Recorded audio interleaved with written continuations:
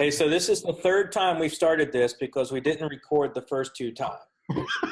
So we're getting started now. My name is Craig Johnson. I'm with the Teneo Group, and I'd like to discuss SD-WAN. Today, we're actually going to be doing a technical demonstration on SD-WAN and how we improve your business continuity. Today, I'm also excited to introduce our real expert, Sean Germanowski.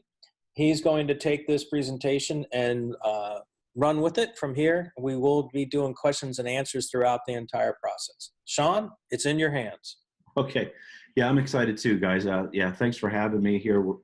We've been receiving a number of requests to do some demonstrations of how this actually works, like, actual videos and so on. So I put some of those together, and hopefully they're interesting for you. But, I've been doing this for a better part of 20 years, and I can tell you that SD-WAN is probably the most transformative thing to hit the internet / WAN network for business in the last 25 years.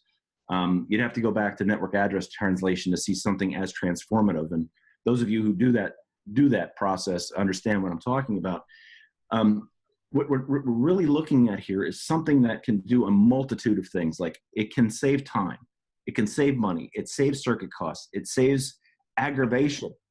And I'm sure you've seen it, Craig, where, and just generally, if you're trying to deploy a branch, what do you have to do? You've got to get the address, you got to get the circuit ordered, you've got to get the equipment, you got to get the equipment built and configured, and most of it is distributed. It's not centrally controlled. In the past, it was something that someone would have to sit down and manually configure.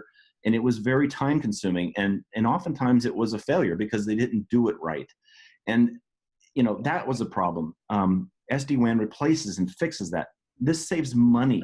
I mean, there's time involved right there, but you can reduce your device footprint at the branch, right? You can collapse your firewall and your router into a single unit. And frankly, I think you should do an HA pair so it's high availability isn't built in there. But Versa makes that easy, where that was difficult in the past. You can save circuit costs. MPLS. Why do we have MPLS? Well, it's a very low latent, reliable, secure connection, so they say, right? But that no longer is a standard. That is no longer something that you can say, well, I have an MPLS link, it's fine. No, it has to be encrypted traffic end to end now to meet new requirements. So that single point that has changed in MPLS is making people look at SD-WAN, because with a couple of broadband connections in an SD-WAN Versa appliance, you can achieve the same sort of performance you got with MPLS. It's huge. I'm sorry if I'm getting wordy here, but honestly, the amount of time, money, and savings you get out of this is very compelling. And this is a story that we're going to try to show you today, and hopefully it comes across. So our agenda there is up on the screen. We're going to talk about the typical network map. We're going to get into what a smart network looks like. We're going to show onboarding a branch, rapid failover, and also we're going to show some application preferencing in there as well. So let's get to the discussion here. So when you talk about a typical network now, here's your data center environment, right? It's just represented by these large server-looking things, right? So that's usually your hub. Well, you still have your outlying areas. You've got your branches, maybe your partners out there connected by IPsec VPNs. You've got your smaller branches. You've got home users like VPN users, right? Everybody's connecting back to the data center. That's been the case for the last, 20 years or more, 30 years probably.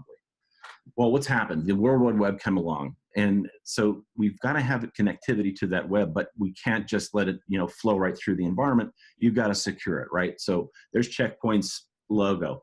You've got a checkpoint, or you got a firewall in the middle, and you're basically tromboning all this traffic through your data center, out to the web, back through the data center, back out to your branch and your users.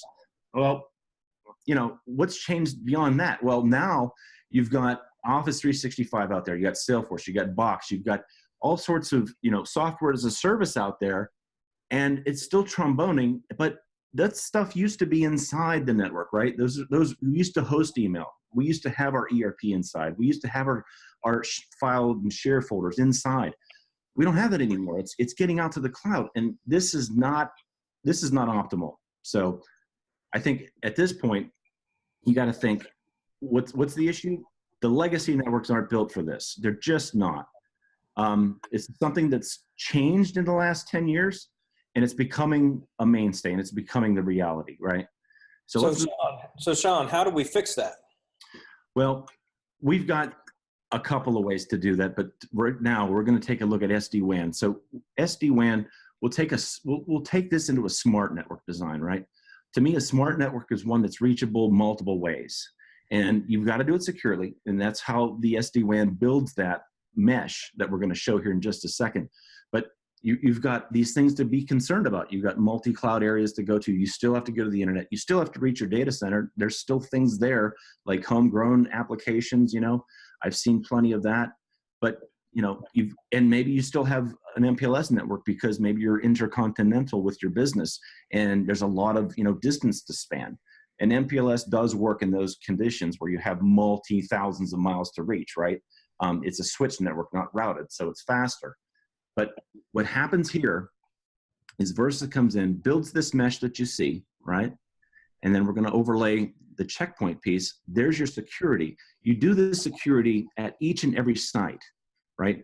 It has the ability to integrate with checkpoint and simplify this entire design into something that gives you a single pane of glass to manage all this. And yes, the Versa system will help manage the checkpoint, and the checkpoint works just as you usually had it. You would get into the checkpoint, you'd see the logs, you would configure your policies. Nothing really changed there.